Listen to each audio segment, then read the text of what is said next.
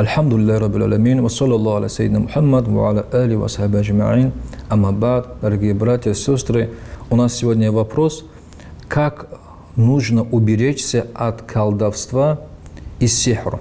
Для того, чтобы уберечься от колдовства и сихру, то нам нужно знать то, что человек должен быть постоянно в омовении.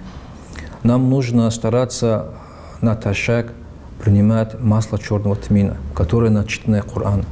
Нам нужно стараться пить натощак тоже воду замзам или же воду, которая начитана Коран. И также нам нужно постараться проявить усердие, чтобы мы могли читать Коран. Читать Коран с махраджем, правилами, со всеми правилами. Для этого нам нужно идти в мечеть, найти учителя, который обучает этому. И когда мы обучимся читать Коран, утром и вечером мы будем читать Коран, будем находиться в омовении, совершать 5 намазов в мечети, и, иншаллах, нас ни колдовство, ни сихр не коснется. Пусть Всевышний в этом нам поможет.